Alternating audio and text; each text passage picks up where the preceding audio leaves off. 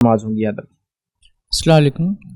کچھ لوگوں کے لیے جو ہے تو نکاح کرنا جو ہے تو فرض رہتا ہے، کچھ کے لیے سنت رہتا ہے، کچھ کے لیے واجب رہتا ہے. ایسا شخص جس کے لیے نکاح کرنا سنت ہے، اس سے کوئی گناہ کا ڈر نہیں، وہ نکاح نہ کرے تو اس کے اوپر اس سے کوئی پکڑ ہے کیا، اس کا عذاب ہے؟ بھائی نے سوال کیا کہ نکاح کچھ لوگوں کے لیے فرض ہوتا ہے، کچھ لوگوں کے لیے واجب ہے، کچھ لوگوں کے لیے سنت ہے، تو کیا کرے؟ دیکھیے، نکاح عام الفاظ میں جو کہا جائے گا نکاح سنت ہے، اور یہی نبی اکرم صلی اللہ علیہ وسلم کی سنت ہے کہ آپ نے فرمایا، حدیث کے اندر الفاظ ہے النکاح من سنتی، نکاح میری سنت ہے. لیکن اس انسان کے لیے نکاح سنت ہے جو جس کے لیے کوئی مسئلہ نہیں، نکاح کے لیے انتظار کر سکتا ہے. لیکن ایسا انسان جو سب کچھ طاقت قوت سب کچھ ہونے کے باوجود، روپیہ پیسہ بیوی سنبھالنے کی طاقت رکھنے کے باوجود نکاح نہ کرے، جبکہ نکاح اس پہ واجب ہے.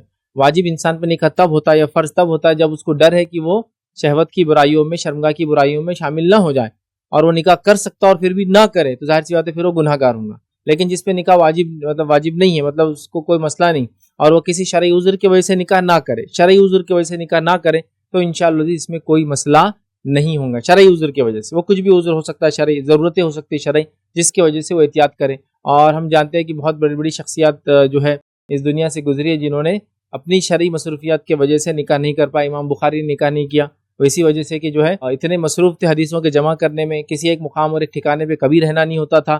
اب نکاح کریں گے تو نکاح کی ذمہ داریاں ہوتی ہیں، بیوی بچوں کو سنبھالنا ہوتا ہے، اور آپ پوری دنیا گھوم رہے تھے، حدیثیں جمع کرتے تو آپ کو کبھی موقع ہی نہیں ملا کہ آپ شادی کریں. تو ظاہر سی بات ہے ایسا ہو سکتا ہے کہ انسان شرعی ضرورت، میں کسی کو ابھار نہیں رہا ہوں کہ وہ شادی نہ کرے، لیکن میں کہنا یہ چاہ رہا ہوں کہ شرعی ضرورت ایسی ہو سکتی ہے. امام ابن تیمیہ رحمہ اللہ نے نکاح نہیں کیا، اس کی وجہ بھی یہی تھی کہ آپ اتنے مصروف ہوا کرتے دینی خدمات میں، اور اکثر زندگی کا حصہ جیلوں میں آپ کے گزرا تھا، یاد رکھیں. تو ظاہر سی بات ہے آدمی کو اب کہاں فرصت ملیں گی کہ وہ نکاح کرے. تو لہٰذا اگر شہوت کی برائیوں میں ڈوبنے کا ڈر نہ ہو، گرنے کا ڈر نہ ہو، اور انسان کسی وجہ سے نکاح نہ کرے شرعی ضرورتوں کے تحت، تاکہ کوئی شرعی اور بڑا کام وہ کر گزرے، لیکن اگر نکاح کر سکتا اور ساتھ میں یہ کرے تو یہ دوبالا ہے، یہ اجر کے اعتبار سے بہت ضروری، یاد رکھیے. لیکن جس پہ نکاح واجب اور فرض ہے، اگر وہ نکاح نہ کرے تو ظاہر سی بات ہے وہ گناہ میں، جس کو کہیں گے اگر پڑھ سکتا ہے تو پھر اس کو تو نکاح کرنا چاہیے، ورنہ وہ گناہ گار ہوگا.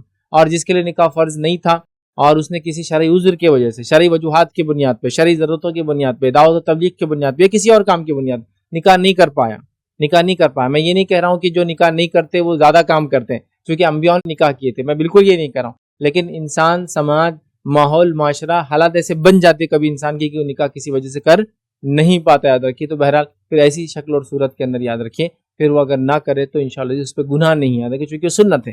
لیکن جس پہ واجب تھا اور وہ گناہ میں پڑ جا رہا ہے اس کی وجہ سے، تو اس کا کام ہے کہ نکاح کرے، ورنہ اس کو اس کا گناہ ملے گا. چونکہ وہ نکاح کر سکتا تھا، نکاح نہیں کیا، جس کی وجہ سے شرمگاہ کی برائیوں میں پڑا، تو لہٰذا اس کو چاہیے کہ پھر وہ نکاح کر لے، وہی اس کے لیے ضروری ہے اور اس کے لیے اچھا ہے انشاءاللہ.